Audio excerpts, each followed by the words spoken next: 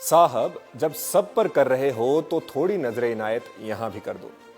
सैकड़ों या शायद हजारों हिमाचल प्रदेश के होम्योपैथी के डॉक्टर आज के समय में मुख्यमंत्री और सरकार से यही आस लगा रहे होंगे कि जहां हर वर्ग की बात वो सुन रहे हैं तो उनकी लंबित मांग पर भी कोई कार्रवाई अवश्य करेंगे।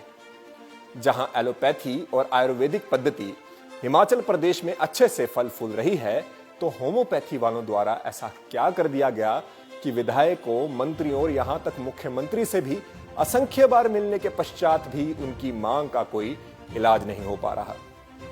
आपको बता दें कि हिमाचल प्रदेश में इस समय पर केवल 14 पोस्ट हैं होम्योपैथी के डॉक्टरों की, जिसमें से सिटिंग केवल 11 है, यानी 3 पोस्टें इस समय पर खाली है।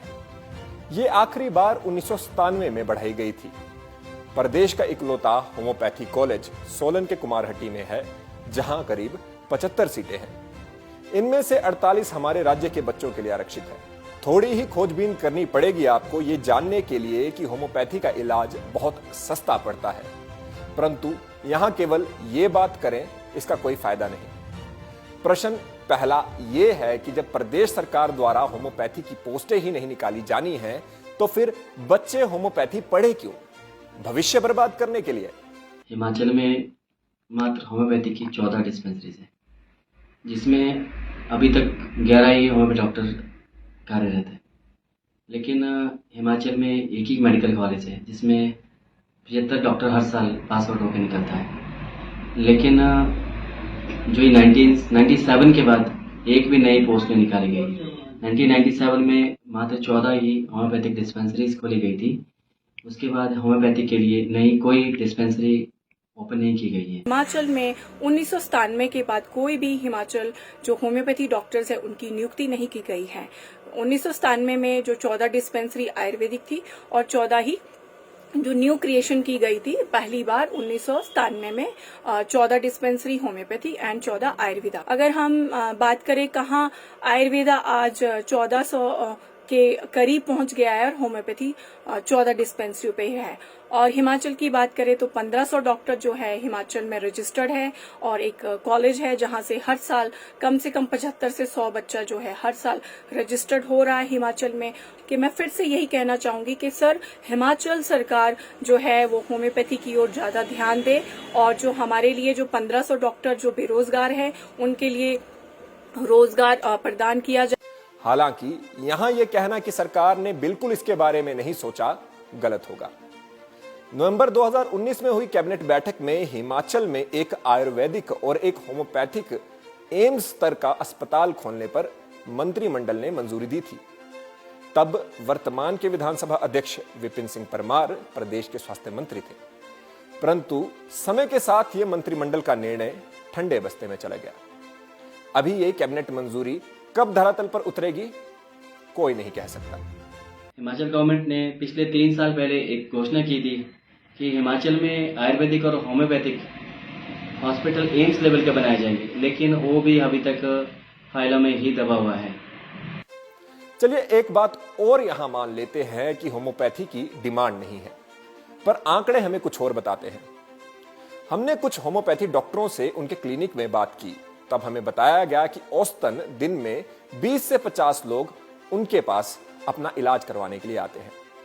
इस गणना के हिसाब से महीने के 600 लोग एक क्लिनिक में कम से कम जा रहे हैं, और अगर 10 ही ऐसे क्लिनिक हैं तो 6000 लोग हर महीने वहां जा रहे हैं। साल का अंदाजा लगाया जाए तो 72,000 पेशेंट होम्योपैथी स्वास्थ्य चिकित्सा का लाभ उठा रहे हैं। लेकिन यहां पर तो हमने आंकड़े अपने आप से ही कम लिए हैं। अब सुनते हैं वो आंकड़े जो हमें हिमाचल होम्योपैथिक कल्याण संघ द्वारा बताए गए हैं। एक मोटा मोटा आइडिया है कि हिमाचल में 250 के आसपास प्राइवेट क्लिनिक होम्योपैथी के होंगे।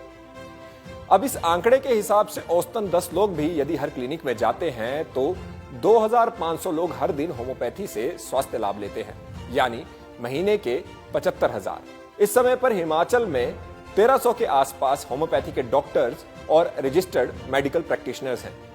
लेकिन क्योंकि हमारे यहां पर पोस्ट नहीं है, तो हमारे प्रदेश से निकले होम्योपैथी के डॉक्टर या तो अपना क्लिनिक खोलने पर मजबूर है या फिर दूसरे राज्यों में जाकर पड़ताड़ना सहने को मजबूर है। आयुर्वेदिक आयुष के अंडर आती है, उसी प्रकार होम्योपैथिक भी आयुष के अंडर आती है, लेकिन आयुर्वेदिक के हर वर्ष लगभग 200-300 पोस्टें निकाल रहे हैं, लेकिन होम्योपैथिक के आज तक बिल्कुल ही कोई भी न्यू पोस्ट क्रिएट नहीं की है। लेकिन हम मुख्यमंत्री जी से ये पूछना चाह रहे हैं कि होम्योपैथी के साथ इतना सौतेला व्यवहार क्यों किया जा रहा है। आप जानते ही हैं कि होम्योपैथिक हिमाचल में सिर्फ एक ही कॉलेज है, वो भी सोलन के कुमारहट्टी में है।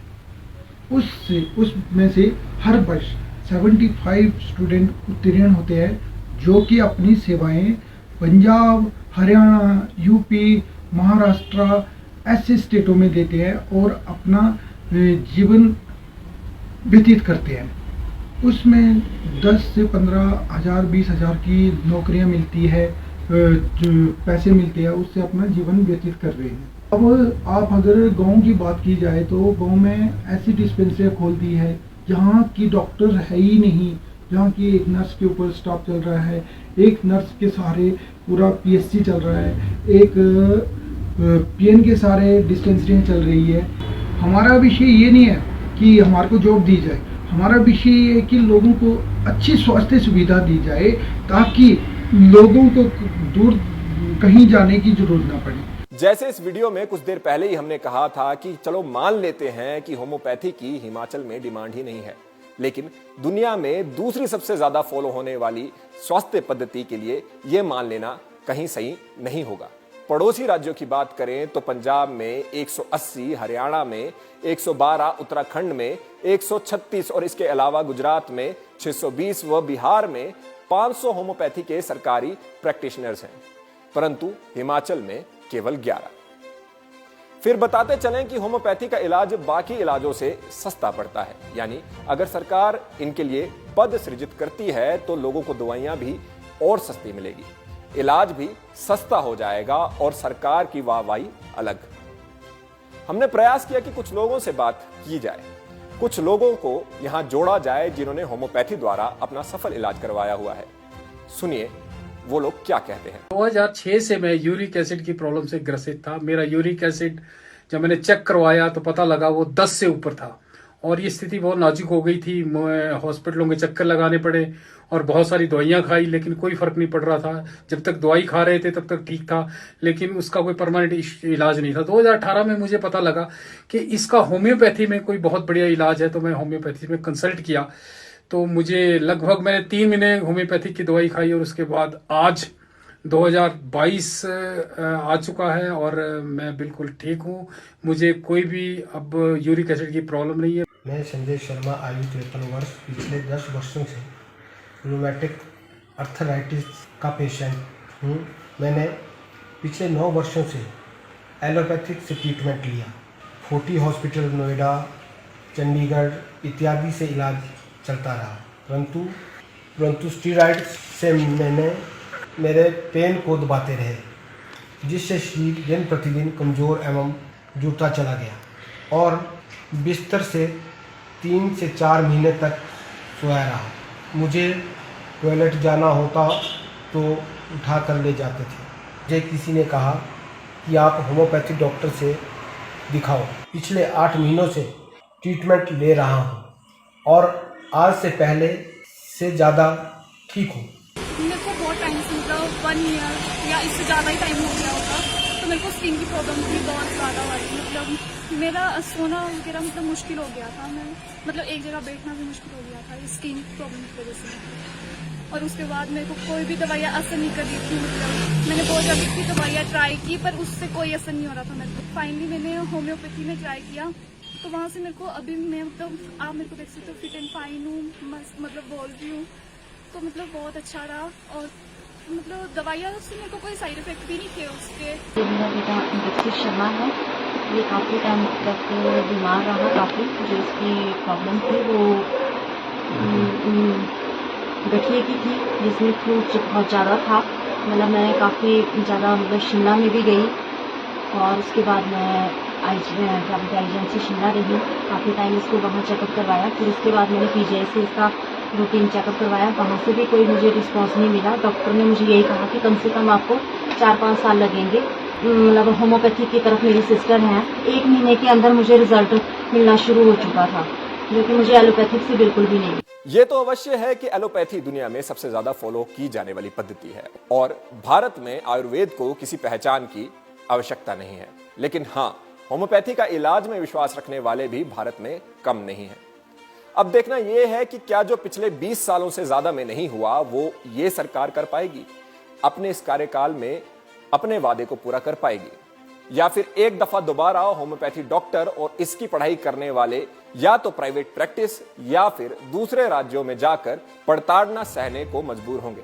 आप देख रहे थे cover story. Live times TV के लिए वीडियो जर्नलिस्ट निशांत सूद जी के साथ मेरा नाम है मुकुल देव रक्षपति।